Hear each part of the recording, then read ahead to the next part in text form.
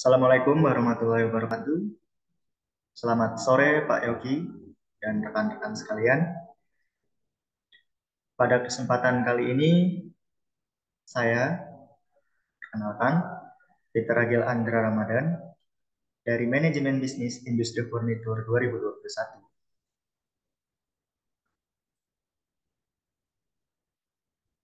Pada kesempatan kali ini kita akan membahas tentang publik relasi beserta isu yang berkaitan dengan publik relasi. Pada kesempatan kita kali ini, kita membahas tentang isu surat keberatan Eiger. Mungkin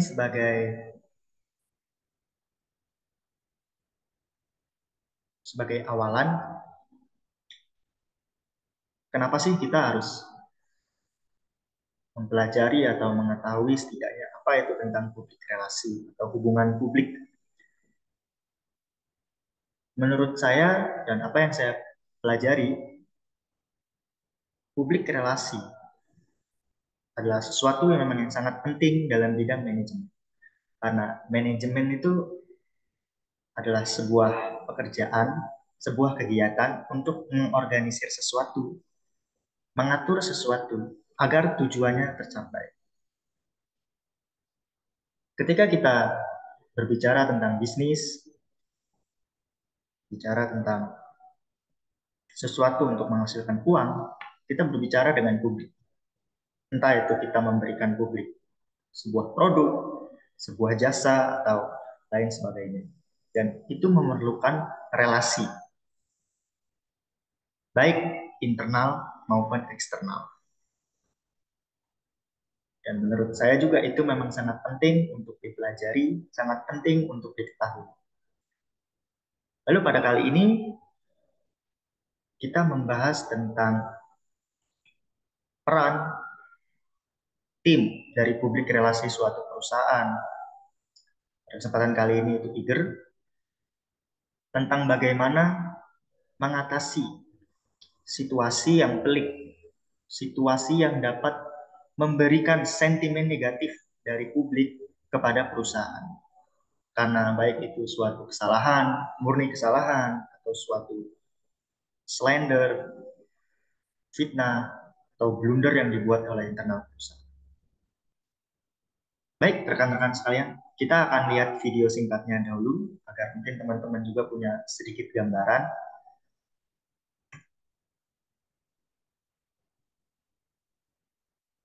Kita lihat sebentar ya. Sebelumnya pada Kamis lalu ya pemirsa, ini ingin menjadi trending topik warga net Twitter. Hal ini dipacu insiden viralnya Iger ini dimulai dari unggahan dia di Instagram pada Kamis lalu ya. Nah, dia ini mengunggah surat keberatan yang dia dapat dari Iger di akun Twitter pribadinya dia. Dalam surat itu Iger mempermasalahkan video di YouTube yang judul review kacamata Iger Kerato. Ya, ini cocok jadi kacamata sepeda. Surat keberatan tersebut ditandatangani Hendra selaku Legal General Manager PT Iger itu Multi Product Industry pada 23 Desember 2020.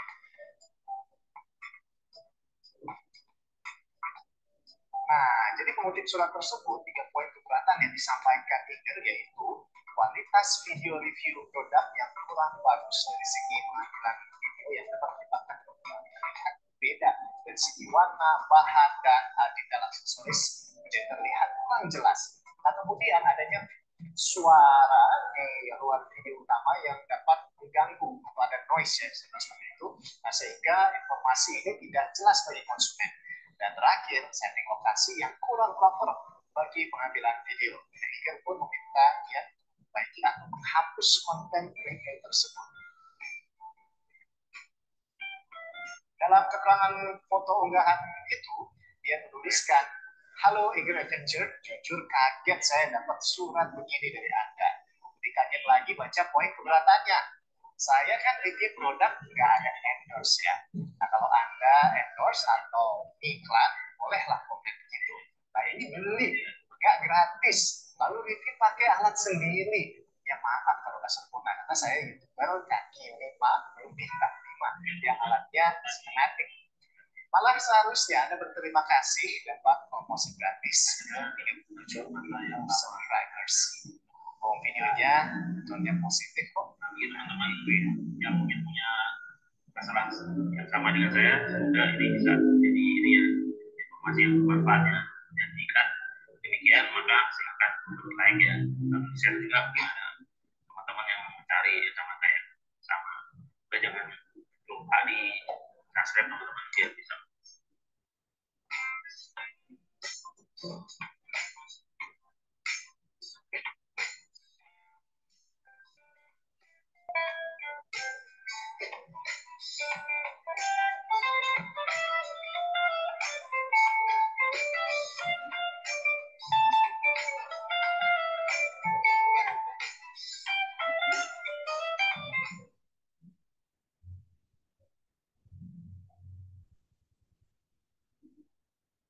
Baik, rekan-rekan, kita udah lihat videonya. Dari video ini, sebenarnya kita udah bisa ngambil kesimpulan sederhana ya. Ini murni blunder, Mas. Ini murni blunder, Mas. Karena dari video review tersebut, kita udah lihat kalau kontennya positif. Gimana sang reviewer membahas tentang kelebihan dan faktor ekonomis yang mengatakan bahwa kacamata tersebut memiliki harga yang lebih murah, namun kualitas yang lebih baik dari pesaing-pesaing Eiger. Jikalau tentang apa yang dipermasalahkan, kayak kualitas video, noise, background, serta background yang kurang layak, itu menurut saya nggak terlalu harus dimasalahkan. Jujur aja menurut saya ini murni udah blunder. Dan dari isu ini, teman-teman, kita akan mulai membahas lebih detail. Video tadi itu cuma untuk perkenalan kita terhadap isu. Ini terjadi kalau tidak salah itu pada tahun 2020-2021. Kita akan mulai bahas saja. Nah, sebelumnya Pak, Pertama tentang kronologi isu keberatan Eiger. Ini diawali pada tanggal 31 Agustus 2020. Dian, nama YouTube-nya kalau nggak salah itu Dunia Dian. Dia seorang YouTuber. Jadi dia mengulas produk kacamata jenis Krato buatan Eiger dengan judul Review Kacamata Eiger Krato Cocok Jadi Kacamata Sepeda. Dalam videonya, dia mengulas banyak tentang kacamata tersebut. Dia mengungkapkan kelebihan kacamata tersebut ketimbang merek internasional dan pesaing-pesaing Eiger. Dian juga mengatakan bahwa kacamata Eiger memiliki kualitas yang baik dengan harga yang lebih murah. Dian mengaku, sang YouTuber mengaku, unggahan itu adalah ulasan jujur alias bukan konten iklan. Jadi dalam pembuatan video tersebut, Dian selaku YouTuber ini mengaku kalau itu adalah review murni, bukan endorsement. Itu untuk for your information teman-teman, endorsement itu kayak kita memberikan uang ke orang lain untuk mempromosikan produk kita, itu endorsement. Dan untuk kasus kita ini, kacamata Eiger ini bukan endorsement, murni review. Kita akan lanjut ke video berikutnya. Oh, mohon maaf, ke halaman berikutnya dari PowerPoint. Nah, pada tanggal 23 Desember 2020, Eiger setelah melihat video tersebut, video review dari Mas Dian selaku YouTuber, Eiger melayangkan surat keberatan atas unggahan video itu. Jadi dia memberikan surat keberatan tersebut melalui email, surat yang ditandatangani oleh HCGA dan Legal General Manager Hendra. Dalam surat tersebut, Eiger mempermasalahkan 3 hal atas video buatan dia. Ini sebenarnya poinnya hampir sama dengan video tadi. Yang pertama tentang kualitas video produk kurang baik, sehingga dapat menyebabkan produk terlihat berbeda. Adanya suara luar, suara noise, suara background, video yang mengganggu tayangan alias noise sehingga informasi yang diklaim menjadi tidak jelas. Yang ketiga, latar pengambilan video yang kurang layak.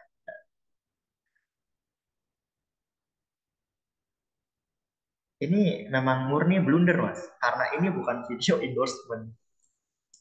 Kalau ini video endorsement, mereka bisa membuat surat seperti ini. Dan itu wajib karena mereka bayar. Tapi ketika ini review murni bukan endorsement, lalu pihak Eiger melakukan tindakan seperti ini murni blunder. Lanjut ke kronologi selanjutnya.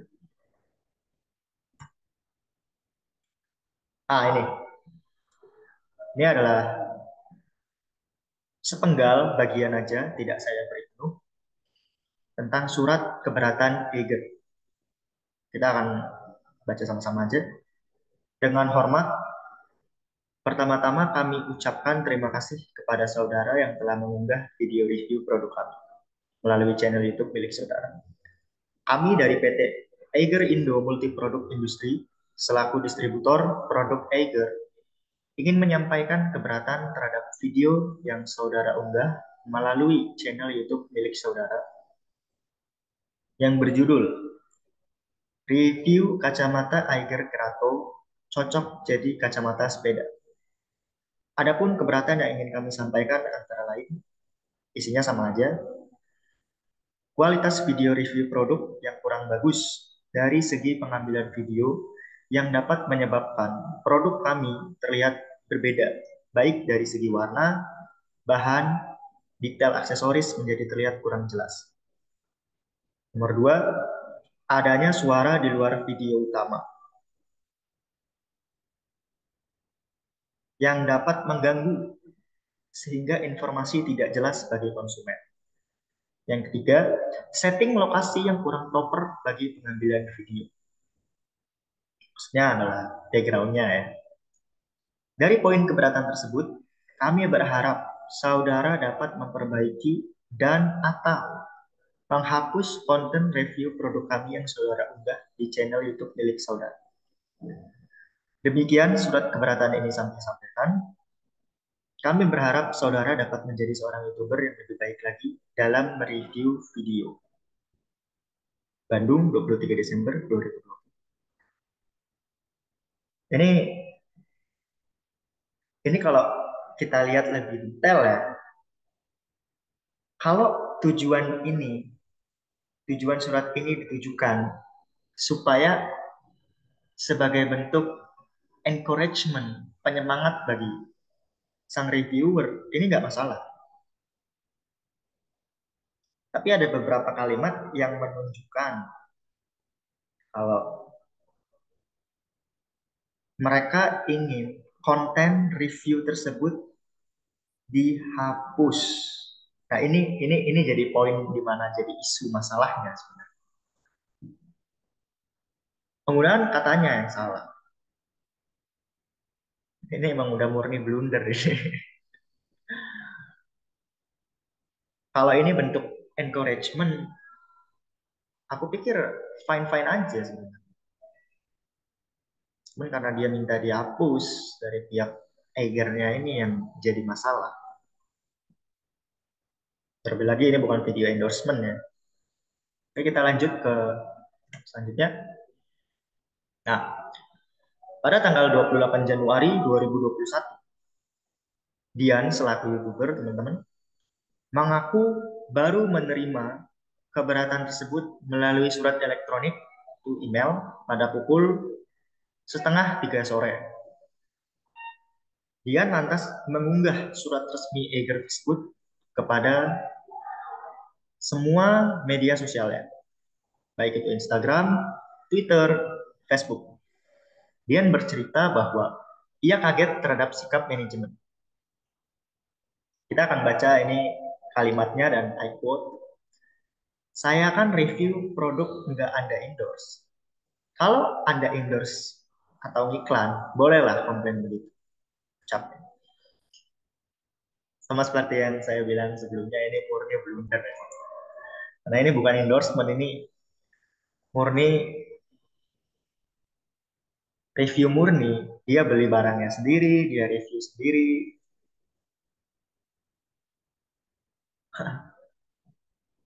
Kita akan lanjut aja ke bagian selanjutnya, teman-teman. Nah,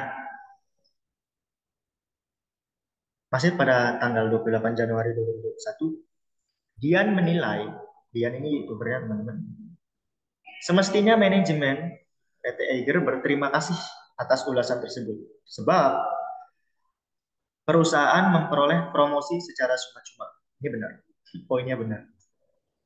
Keluhan Dian lantas viral di media sosial. Ini merupakan salah satu yang cukup riskan ya teman-teman. Apalagi kalau perkembangan zaman kita, semua orang punya handphone, punya laptop, terlebih lagi pengaruh media sosial untuk mempengaruhi masyarakat luas itu udah luar biasa. Ketika kita buat blunder kayak gini, ini udah cukup bisa membuat public image perusahaan, public image diri kita atau siapapun itu, apapun itu, bisa turun drastis jika menghadapi hal-hal seperti itu.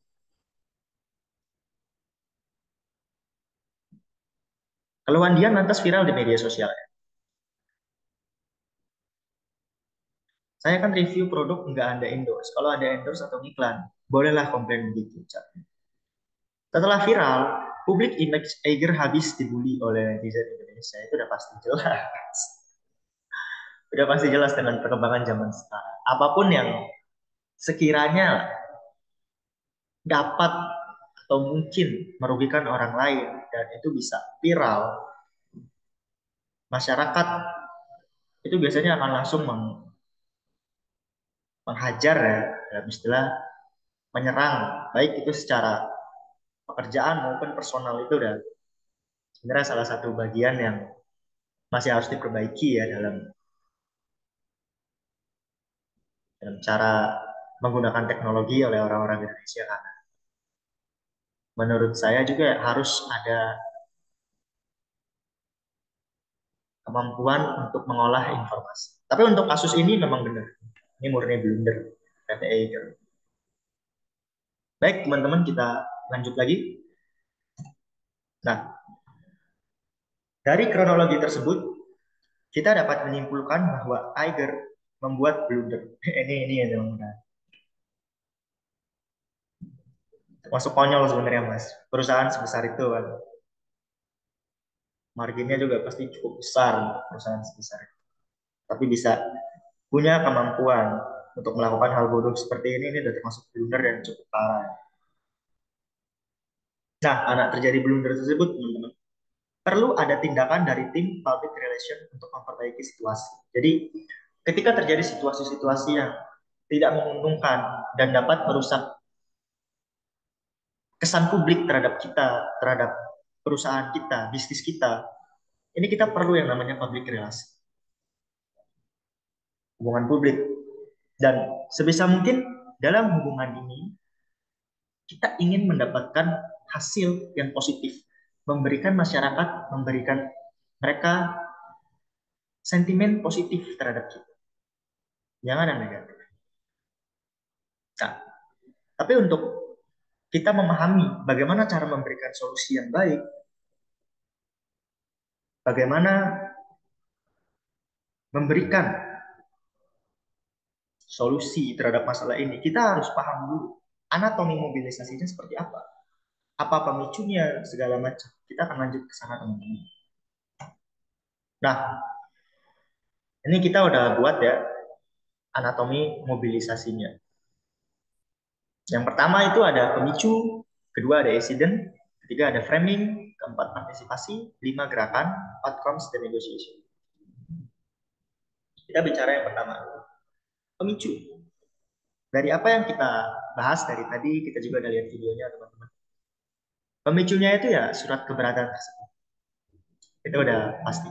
Nah, accident-nya di sini adalah perasaan YouTuber yang tidak terima terhadap surat keberatan Eger. Ya wajar aja. Dia beli sendiri, review sendiri, dia beli juga kan keluar uang mas. Dia review hal itu,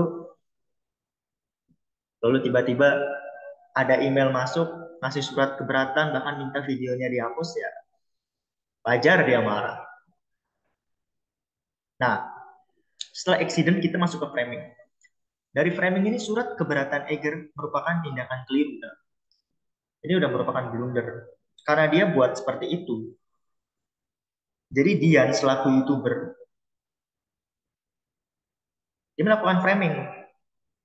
Saya nggak terima perlakuan Eger. Dia share surat keberatan tersebut ke media sosialnya. Mau itu Instagram, Facebook, Twitter, apapun media sosialnya dia share ke sana. Ketika sesuatu di-share dan itu dapat mengambil perhatian banyak orang, ada kemungkinan hal itu viral, terutama di Twitter ya. Aku pernah baca kalau nggak salah itu ada 13.000 tweet tentang hal ini. Itu, itu termasuk banyak banget dan cukup lebih dari cukup untuk hancurin public image suatu perusahaan. Ketika hal itu viral, hal itu negatif, kita tahu apa yang terjadi. Yang keempat, ada partisipasi. Partisipasinya siapa dalam dalam hal ini? Ya, YouTuber, netizen Indonesia, halayak umum. Lalu ada gerakan. Gerakan ini sebenarnya ada banyak, Mas. Kalau dari YouTuber sendiri, terutama YouTuber-YouTuber yang suka nge-review barang ya, mereka tuh minta dibebaskan dalam review. Jangan diberi limit dalam review. Jadi mereka sebisa mungkin melakukan hal itu seobjektif pandangan mereka, seobjektif mungkin. Jadi kalau benda ini jelek, ya hak, saya punya hak untuk bilang benda ini jelek tanpa pengaruh siapapun. Mereka ingin hal itu, cuman nggak saya tulis karena nggak muat materi sana. Terus ada gerakan boykot produk Eiger. Nah ini merupakan salah satu bentuk kemarahan ya, kemarahan masyarakat atas blunder yang dilakukan oleh Eiger. Lalu ada outcomes dan negotiation. Outcome sama negotiation ini hasil hasil dari semua anatomi mobil sistem. Itu adalah permintaan maaf Eiger. Dan menurut saya tindakan tersebut benar karena ini murni blunder. Ini bawa ke sidang hukum kalah PT Eiger. Dibawa ke ranah hukum pasti kalah. Ini murni blunder. Salah dalam pengambilan keputusan. Harusnya ketika mereka mau membuat surat keberatan itu ditelaah lebih lagi. Apakah bisa? Apakah harus? Itu harus ditelaah lebih lagi. Di sini murni blunder, jadi saya pikir juga kalau outcomes-nya permintaan maaf, terus mungkin udah bener ya untuk dapetin simpati masyarakat kembali bahwa kita melakukan kesalahan, kita minta maaf. Publik juga pasti malah menghormati hal-hal seperti itu. Nah, strategi komunikasi masanya menurut saya yang harus digunakan adalah seperti ini. Komunikasi dua arah. Jadi ketika kita menyampaikan informasi, kita mau lawan bicara kita juga menanggapi kan. Sama seperti publik. Ketika mereka bilang PT Eger kok kayak gini, harusnya kan gini, gini, gini, gini. Harusnya bisa lebih baik lagi, harusnya bisa segala macam lah. Kita harus kasih tanggapan dong. Dan kita sebisa mungkin ngasih tanggapannya itu yang berdampak positif. Jadi komunikasi dua arah itu penting. Nah, yang kedua, penggunaan sosial media. Sekarang kan zaman udah canggih ya, Mas. orang bisa ngirim kritikan, masukan, bisa lewat Facebook, Twitter, Instagram, YouTube. Kita sebagai perusahaan public relasinya, kita juga menurut saya suatu kewajiban untuk menanggapi. Kalau publik memiliki pemikiran kalau, oh, perusahaan Eiger ini mau nanggapin bayarnya, pembelinya, konsumennya, kita dapat kesan positif, Mas. Mereka nggak akan ragu untuk beli. Dan itu harus dikembangkan. Yang ketiga ini permohonan maaf, yaitu mengakui kalau PT Eiger itu blunder untuk mendapatkan sentimen positif. Dan ini yang paling penting karena kita melakukan blunder. Minta maaf itu penting.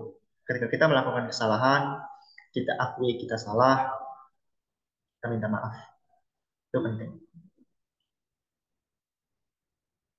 Dalam kasus ini kita bisa lihat Mas ya, bagaimana hal-hal yang sederhana, hal-hal yang mungkin dikiranya alah paling pengaruhnya nggak seberapa, bisa meledak meledak di depan wajah kita sendiri. Ini sebabnya kita perlu perhitungan yang matang. Kita perlu perencanaan yang matang sebelum melakukan sesuatu. Terlebih lagi kalau itu sudah publik relasi ya, sudah hubungan publik dengan perusahaan eksternal. Karena kalau internal kan itu hanya di sekitar perusahaan aja. Tapi ini udah eksternal. Ini kita harus lebih hati-hati, baik itu dalam ucapan, perlakuan, segala macam. Itu harus lebih diperhatikan lagi. Ini yang dua lagi, pemberian promo dan diskon. Dengan pemberian promo dan diskon produk Eiger terhadap publik. Dengan pemberian ini bisa meningkatkan tujuan kita untuk minta maaf sebelumnya. Kita berikan diskon dan promo pada publik, kepada Mas Dian juga selaku YouTuber. Ini bukti nyata kita mengatakan kalau kita minta maaf. Lalu ada juga giveaway pemberian produk Tiger pada masyarakat yang beruntung. Membuktikan bahwa kita benar-benar menyesal atas apa yang kita lakukan. Nah, kita bisa ambil kesimpulan bahwa public relasi itu sesuatu yang sangat-sangat penting. Baik itu perusahaannya kecil, menengah, besar, itu penting. Pandangan masyarakat sangat penting. Kalau pandangan masyarakat berpikir, perusahaan Eiger ini bagus, rata-rata semua orang di sekitar pikir itu juga bagus. Kalau reviewer berpikir, barang produk kita bagus, masyarakat kan biasanya pada zaman ini sebelum beli sesuatu kan mereka lihat reviewnya, baik itu HP, kacamata, sepatu, laptop, pasti mereka lihat reviewnya lebih dulu. Kalau review tersebut menguntungkan bagi kita, mereka pikir, aduh kalau udah perusahaan ini, mereknya ini, hasilnya pasti bagus, produknya bagus. Itu juga kan merupakan suatu keuntungan buat kita. Dan ini sangat penting, membangun hubungan publik eksternal antara perusahaan dengan masyarakat luas, dengan perusahaan lain, sangat penting. Dan sudah suatu kewajiban menurut saya bahwa perusahaan itu membangun hal ini, membangun hubungan yang baik dan harmonis, baik itu pada reviewer, masyarakat publik. Sebenarnya malah menguntungkan kok, nggak rugi untuk membangun hal itu.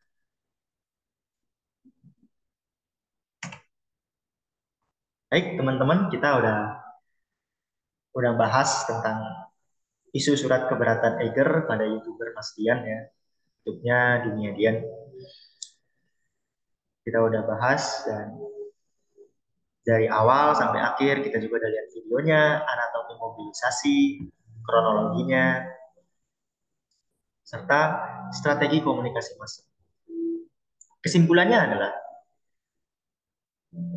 hubungan publik, public relation itu dalam suatu perusahaan benar-benar penting, benar-benar penting dan mereka yang berada di sana juga harus punya kemampuan untuk mendapatkan sentimen positif dari masyarakat. Itu hal yang paling penting. Baik teman-teman, karena kita udah bahas cukup panjang, saya mau mengucapkan terima kasih ke Pak Yogi, rekan-rekan sekalian yang sudah mendengarkan kita, mendengarkan saya terutama, mendengarkan kita hari ini. Saya ingin mengucapkan terima kasih. Mungkin kita akan ketemu lagi di video-video selanjutnya. Wassalamualaikum warahmatullahi wabarakatuh. Bye-bye.